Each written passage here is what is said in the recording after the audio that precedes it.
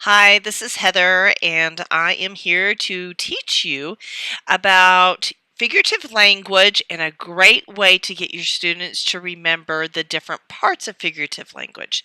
And that is by teaching them I shampoo. You got it right.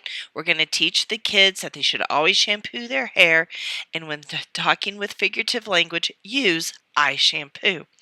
So you're probably wondering, well, what does I shampoo have to do with figurative language? Well, take each letter and it stands for something, such as the I stands for the idiom, the S stands for simile, the H for hyperbole, A, again, for alliteration, M, metaphor, and then the P stands for personification, the O for oxymoron, and of course, the second O stands for onomatopoeia, preferably my favorite type of figurative language. So, for some examples today, you could create a flip chart stating I shampoo down the front and cut slits in between the letters.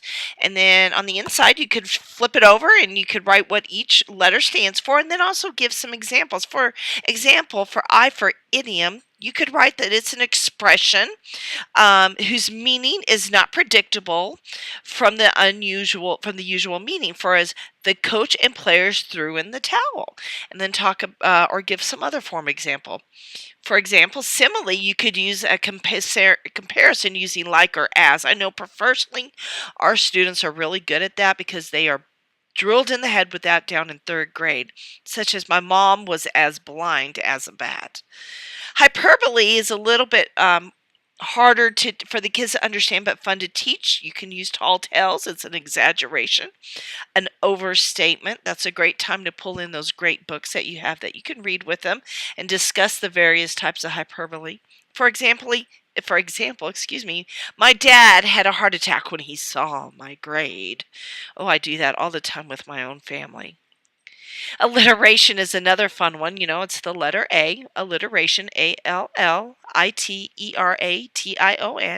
That's two or more of a word group with the same beginning sound, such as Betty Blake bought big butter.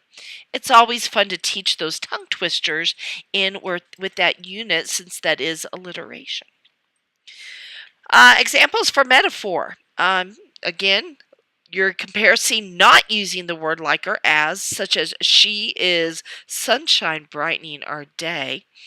That again just goes hand in hand with your similes. Okay, personification is a lot of fun.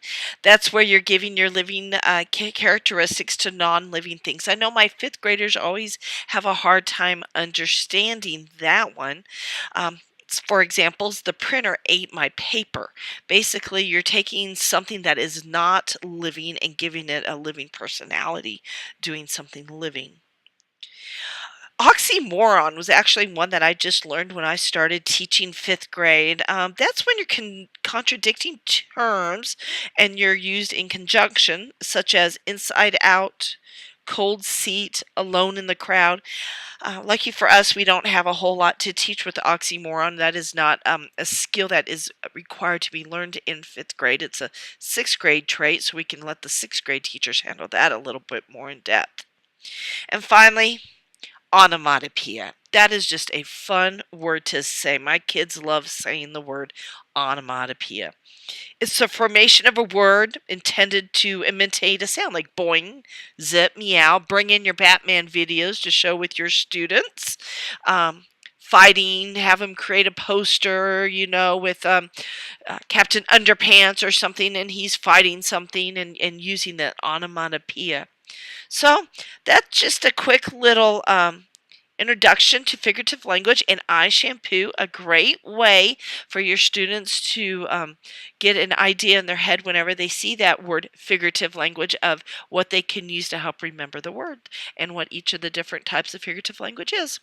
So I hope you have a great day and happy reading.